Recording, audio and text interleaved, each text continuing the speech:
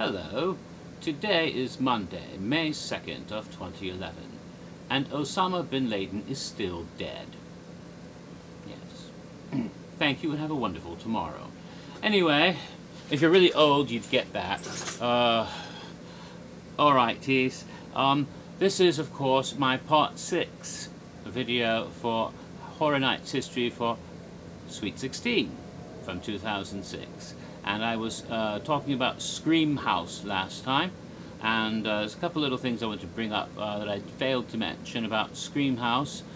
First of all, in addition to it being a repeat of what had happened in 2002 and 2003, this was actually the 4th time the Scream House concept appeared at Halloween Horror Nights, because in 2004, of course, there were many rooms within the house called Horror Night Nightmares, which reiterated Albert Kane and his House of Horrors. So this is really the 4th time we saw this, but this is the best version of it, of course.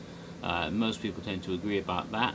Also, again, I did sort of mention this, but I didn't really emphasize it. This was the debut appearance of young Cindy Kane at Halloween Horror Nights. She had never actually appeared at the event until this year, and of course she appeared in a rather stiff, not very active manner. She was quite dead. Yes, she was just lying in a coffin in the viewing room of the mortuary of the dear Dr. Kane Scream House. So in that chamber there was a big coffin open with Cindy lying back, lovely, looking with her black raven hair, and with the headband in the hair. I mean, she sort of has a sort of looked a bit like a demented version of Snow White, really, if you think about it, just waiting for some prince or someone to give her that kiss.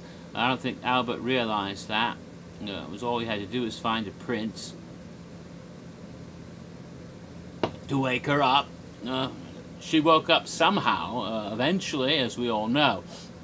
But at the time, she was just lying there being a very good girl and not moving. You see, as the great Will Eisner once said, if you're dead, don't move. Live people are scared to death of dead people who move. So, let's get on to the 6th house of Sweet 16. This house, like all the others, was a redoing of an old house, of an earlier version of a house. So it was called Psychoscarapy Maximum Madness, and it was the 2nd version of Psychoscarapy, which had first appeared, of course, back in 2004.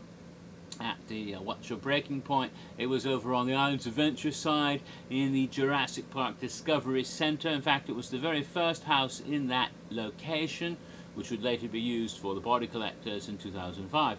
But in 2004, of course, they didn't really have the elaborate facade when you went in, because they utilized the existing area in the back behind the Jurassic Park Discovery Center. They put sort of a sort of archway with a sign for Shady Brook as you went under, and then as you went in, they used the backstage rooms that sort of made it look a bit utilitarian and institutional sort of looking anyway for the entrance into Psychoscarapy. Very cleverly done, very well done, very nifty.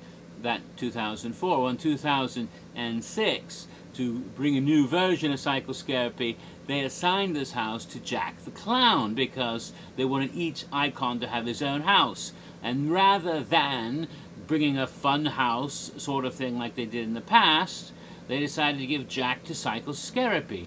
And I suppose that fit in a bit with his original backstory. If you recall, way back when, Jack had been working for Dr. Oddfellow in his dark carnival, and he had already been indulging, and this was during his mortal life, his unfortunate habit of murdering innocent young children, and sort of a Freddy Krueger sort of habit he had during his lifetime, and being this evil serial killer of young children. He apparently had had trouble with the law before for this reason, and had been institutionalized during his lifetime, but had escaped or somehow been released. Who knows exactly what happened. And as a result, he was working as a clown at the carnival in the circus, and he told Oddfellow that people had discovered some of his left behind evidence, and they were coming after him, and Oddfellow didn't want any police involvement anymore because he had some history of illegal activities himself, and so he had Jack killed. Of course, that eventually caused Jack to return from the dead as the creature that we all know and love and fear in 2000, back when he first appeared. But this then is a piece of Jack's history brought up to date, and so the Shady Brook Asylum takes place many years in the past, which fits in with the whole Art Deco look of the asylum when they created a new wonderful facade for this house. They did it, of course, just like they did with Scream House. It was in a soundstage. This was in soundstage number 22 that year, and again, I was originally planned to have this lovely paper model. I did download the PDF, and here are all the nice pieces of wonderful cardstock showing you know, all the bits and pieces that one can cut out and assemble. Unfortunately, due to my current medical condition, the eye strain that would be caused from the intricate cutting of all the little bits and pieces, and if you want to do, you know, the windows in a really neat way, you'd have to cut out between the little bars and things, and all sorts of other intricately cutting out between the letters of Shady Brook so you can put that on there correctly. A really neat paper model, and again, you can download it yourself from Ray Kime's own website that I mentioned in the previous video, and eventually, if Nick Curto ever gets his site back up from Horror Nights BE, where he has the Halloween Horror Nights 2006 website archive. Here's the instructions, which show how it would ultimately look when it was completed. The lovely Shady Brook Asylum, as you can see from the lettering of Shady Brook and the thing on top. It does have a sort of Art Deco look, which suggests the asylum may have been designed in the early 20th century, maybe around the 1920s or so, and that may have been when Jack was incarcerated there. Now, the story is that Jack, being a very, how shall I say, dynamic, charismatic, influential personality, especially on those minds that are already a bit messed up, that Jack's just charm and bonhomie would infect, that's the right word, infect every other freaking lunatic in Shady Brook, so that they're all become obsessed and perhaps even worshipful of Jack, and so they too have become clown fans or maniacs of some sort. Eventually they overthrow the asylum as they did in the previous psychoscary house, and this time with Jack as their hero and icon. They're all wearing Jackie makeup and doing Jackie things and painting clownish sayings on the wall, and Jack is like behind it all.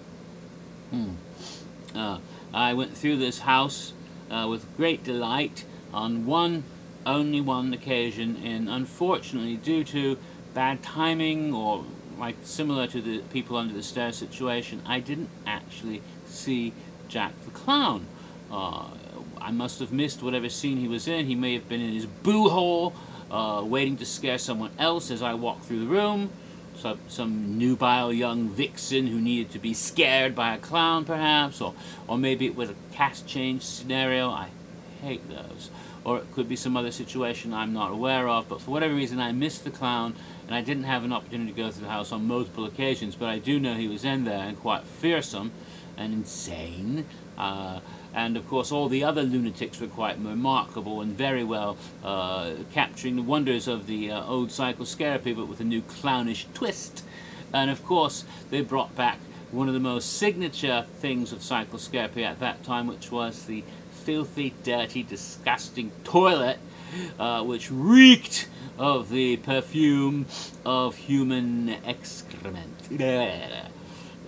That's one of those horrors that affects you in multiple sensual levels. So, a very well done house that, yeah. Now, we have time to go on to the 7th and final house of Halloween Horror Nights in 2006, and that is the All Nite Die-In Take 2, which of course, naturally, was a sequel to the previous All Nite Die-In, which took place way back in the 2003, 3 years earlier, as the signature house for Halloween Horror Nights 13. Of course, in 2004, once again the director, who was the star of that house and all of Halloween Horror Nights 13, did appear in die-in sort of rooms that had the similar concept of going through different motion picture scenarios from horror films in that Horror Night Nightmares house as well. This time, of course, they had completely new horror films, just like they did in 2004 and in 2003. They showed completely new and different horror movies to be presented at the house in 2006. And to do so, they picked some very interesting versions. For example, they brought in, instead of going through Halloween, you went through Scream, for example, with the Ghostface Killer, recreating the room where, I believe it was the room in the house where, what's her name, the little girl from E.T. Drew Barrymore was on the phone in the opening scenes. At least that's the room. I seem to recall it being that room rather than one of the other houses. They had a scene from Silence of the Lambs. We go into the asylum and the cell where Hannibal Lecter is there with his little mask, covering up, trying to have your liver with some Chianti.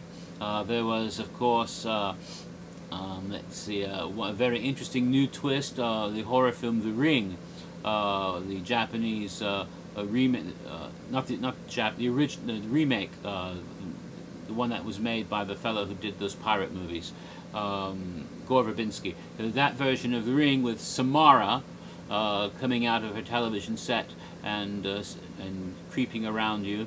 And one of the highlights for me, though, was Hellraiser.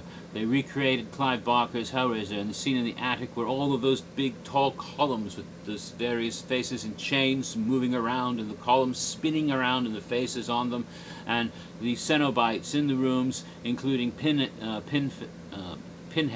the lead Cenobite, and the Ment configuration cubes and all that.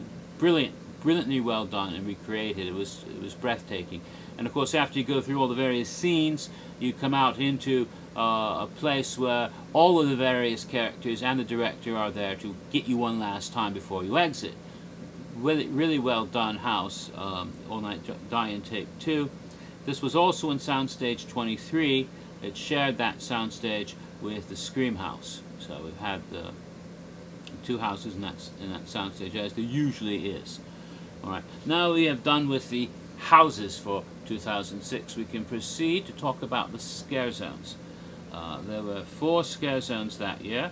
The first was called Horror Comes Home, presented on Hollywood Boulevard, and you proceeded up Hollywood Boulevard going toward the big stage at the top of Hollywood Boulevard. There would be banners hanging all the way down, banners, each banner having a different year of Halloween Horror Nights featured on the banner, going all the way from Fright Nights to Tales of Terror, all featured there, and various characters who had appeared over the years appeared on the streets to stalk you from preceding years, including many from the most recent 2005, but also from other years as well. And that was rather effective in a way that sort of prefigured the scare zone on Hollywood Boulevard this past year, where they had a lot of the similar concepts, but not quite as nifty as set design, mind you. It was just banners hanging, and the street was filled with all these different characters, and sometimes it was almost like a procession going toward the stage, which sort of fit in with the whole, we're having this reunion and the arrival up there. The second the second scare zone was in the Shrek Alley area, which is what we call the area that runs from the Plaza of the Stars Street all the way through to Mel's Diner, and which goes past the Shrek attraction. And in that alley that year was called Blood Masquerade. And so this scare zone, although it was a scare zone, was continued themes that were in Castle Vampire from 2004. And we have the same sorts of vampires now doing the Blood Masquerade scenario there. Again, it sort of loosely connects in a way, as did the Castle Vampire house, to that whole Vampire Masquerade RPG from a few years ago. If you're a big horror geek of a certain age, you know what I'm talking about. There was a television show called The Kindred to that, and it sort of has similar themes to different clans of vampires, although it's not a direct adaptation. There are some similar themes, clearly.